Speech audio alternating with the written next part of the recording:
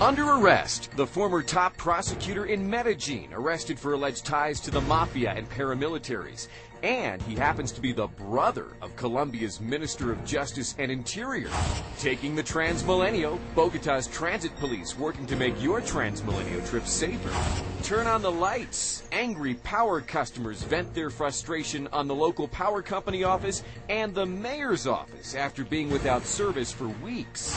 And wild weather from La Costa down to Neiva. Severe storms causing trouble. Good evening, I'm Brian Andrews. These stories and the Bogota Film Festival coming up next from Colombia's news leader. Your ad goes here. Advertise your company or product with RCN News in English, Colombia's first English language internet newscast. Email Brian at bandrews@canalrcn.com. Guillermo Valencia Cossio, the former top prosecutor in Medellin, and the brother of Colombia's Minister of Interior and Justice, Fabio Valencia Cossio, appears before a judge in Medellin following his arrest on corruption charges. The CTI, the investigative branch of the prosecutor's office, took Valencia Cossio into custody this morning.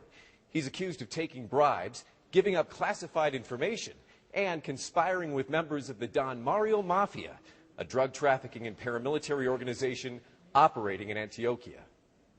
Prosecutors say they have clear evidence that Guillermo Valencia Cossio passed on protected information to associates of the Don Mario Mafia, trading secrets with the enemy.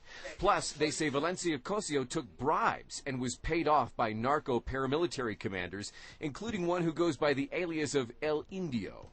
Because of these serious charges, a judge ordered the former prosecutor's arrest.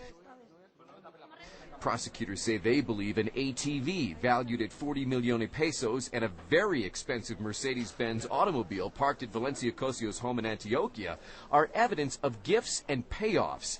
Prosecutors alleged he tried to hide the gifts and doctored documents and other information that would have connected him to the mafia. It was just 1 month ago that Valencia Cossio, who resigned from his prosecutor's job to enter private practice, was brought to Bogota to give a sworn statement to the Fiscalía as part of its probe into his alleged activities. Ya les dije lo que tenía que decirles. I already said what I have to say, he said. There's nothing else I want to talk about. The brother of the Interior Minister and former Medellin prosecutor now finds himself in a new legal fight, with evidence mounting against him, including recorded phone calls, witness statements, and other evidence. Plus, there's word that 2 other prosecutors in Córdoba may have conspired with him. Moving to Bogota now, the city has a huge public transportation system called the Transmilenio. It's a network of red buses with their very own dedicated lanes of traffic. RCN's Efren Arce reports transit police have stepped up their efforts to make sure riders have a hassle-free journey. Hello, and what you're looking at right now is an aggressive campaign that Metropolitan Police is launching inside the Transmilenio mass transportation system, which is the way how 1.5 million people come and go from their work and their jobs in the city of Bogota. This is the station of Los Héroes, where close to 300,000 people move every day inside the buses. Police is trying to create awareness of the crooks and the robberies that happens inside this transportation system. They are asking people to take a look who's next to you, who's in front of you, and to take very good care of their belongings. The problem is that the crooks take advantage of the big crowds that move inside this transportation system. Close to 1,000 people have been captured inside this system by police.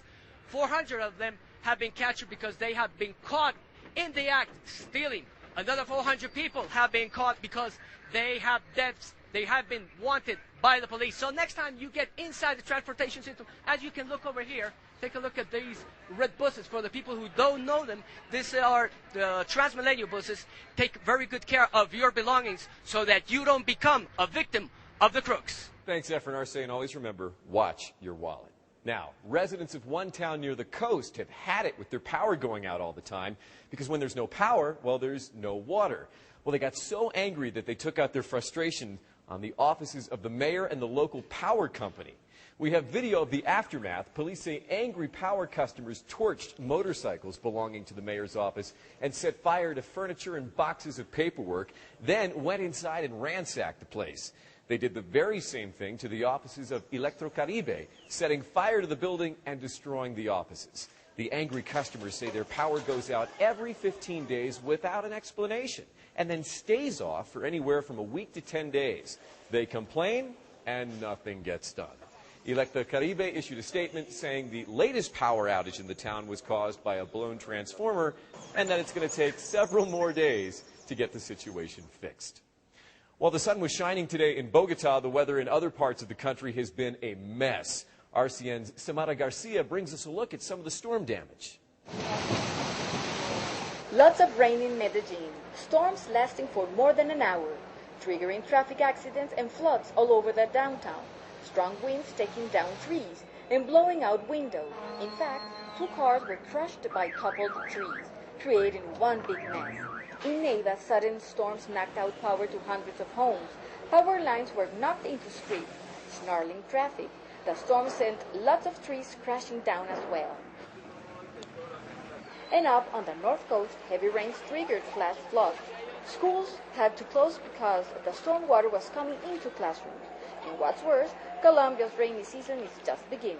That's a look at some wild weather. I'm Samara Garcia for RCN News in English. Back to you, Brian. Okay, thank you very much, Samara. The Bogota Film Festival gets underway next week. The festival runs for 9 days and will highlight films from all over the world with a special focus on German films. The festival kicked off last night with a special cocktail reception and special music from a Colombian artist by the name of Isarro Pinzon. There was also a preview of one of the upcoming films called El Color del Amanecer. RCN is a proud sponsor of the event. For more information, check out this website, www.bogocine.com. That's the RCN News in English this evening. We're bringing Colombia to the world.